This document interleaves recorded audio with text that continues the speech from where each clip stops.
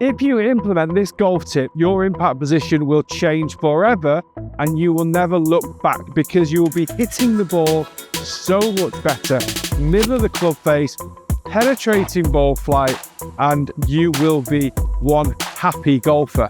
I feel like a lot of golf coaches don't really talk about this tip very often, but it's something that I do a lot of in my online coaching because I think if you can get this right, your ball striking will just be amazing.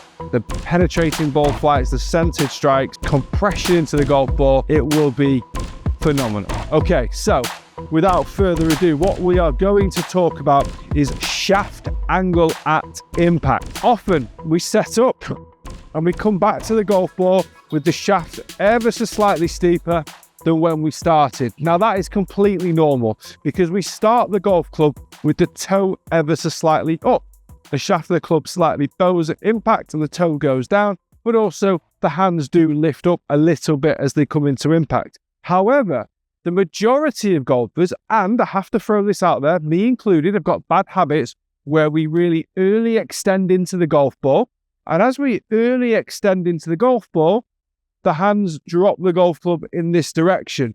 Now, I may be slightly exaggerated here, but you see how much more vertical the shaft of the club is there compared to where it started.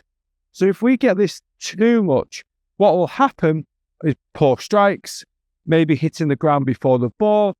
Directionally, we could hit the ball off. If we're right-handed golfers, hit the ball off to the right-hand side because we've got something called face plane tilt that could make a big effect where if that's my setup position, if I make the shaft more vertical, I move the club face angle to the right of target. Now, again, that could obviously be compensated by flipping the wrist. So it is all relative to you, the golfer, and this is not one fix all. However, one thing that I do see a lot of is that shaft angle going upwards. And what I've got to try and do, I want you to get an alignment stick.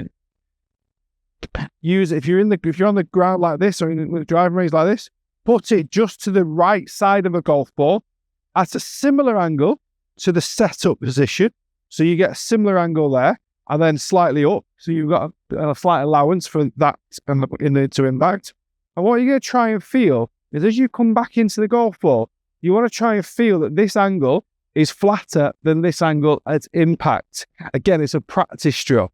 Now, the way you do that is by feeling that you maintain posture better. You maintain that tilt forwards over the golf ball and you maintain this hip position with your lower body. Again, early extension is when the lower body moves in towards the golf ball. So I want you to really try and get the sensation that you're actually able to maintain posture better through impact.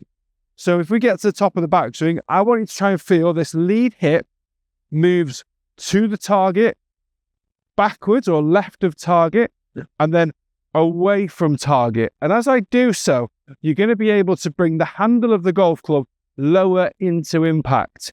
If this moves forward, the handle moves up and the shaft gets steeper, as you can see there. Okay? So really important to try and get the sensation that from the top of the backswing, this lead hip goes target, left of target, away from target. And if I stop it there, we're going to be finding it a lot easier to get the shaft of the club lower as I come into impact. If I get a lot of golfers seeing that motion, then the arms work downwards, the hands early release the golf club. So as you can see now, the angle between my lead arm golf club is almost straight. It means I've got to release it to impact. Because I've got a nice speed, I've got less power.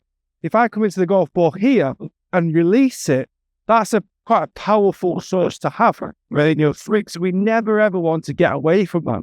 And this is something I'm going to touch on in a later video where the sexy way to swing a golf club is to feel like you're not releasing it in the club. That's a complete misconception of what the tips are probably saying. So we'll come to that at a later date. But we want to try and feel that as we come back down, we maintain posture. So we keep basically stick your butt back and turn it away from the target. Turn your tailbone away from the target as you're moving into impact. So the shaft of the club comes in flatter than where you were. Okay? As you do that again, flatter than where you were. Compression, draw, love it, okay? Now, there's another way you can do this. This is a great one for visual. You're never really going to hit it. I don't want you to hit it because you'll hurt your hand. You set up again. You can stick this more towards your backside. So as I set up now, I've got it just touching my right hamstring, which is already very tight, so I don't know injure it anymore. If I swing up to the top of the backswing, I can feel my right hamstring still on it. And as I move into my transition, I can still feel like I'm on it. Obviously, with it being the right side, it's going to come off it now. Okay? But in that transition, you want to still feel like you're on it. You can do that with an alignment stick. I often use a golf bag. So like my driver will be stuck more in towards my backside. So I can feel the head cover is set up there. Maintain posture. Turn. If you can maintain posture through your golf swing, you can control shaft angle better through the golf swing. If you lose posture and come in an early extend, and therefore more than likely cast, you're going to be in an inconsistent place in your golf swing. Not to say you can't hit good shots, of course you can, but the consistency will always be more difficult. This is definitely a tip that doesn't get spoken about anywhere near enough. And there's two fantastic drills that you can do at home, even without even hitting golf shots, just to get that feeling and sensation that you're maintaining posture. You're squatting down as you make that rotation towards the target. Because again, a lot of players try and find compression by moving the upper body towards the target, and now the lower body can't move. And again, as a result of that, when your upper body's not too far, your shaft of the club comes in really, really steep. Because again, you have to compensate by releasing the golf club earlier. Okay, so there's lots of issues with moving incorrectly and not understanding the movements fully, which can obviously lead to poor ball striking. Guys, I hope you've enjoyed the video. If you have, hit the like, hit the subscribe, and I'll see you in a couple of days.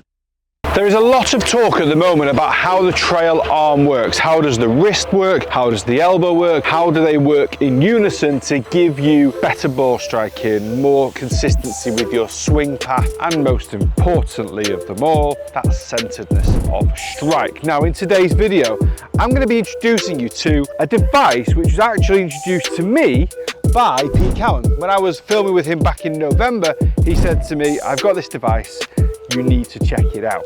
So this is called Precision Impact. The details of this are in the description below.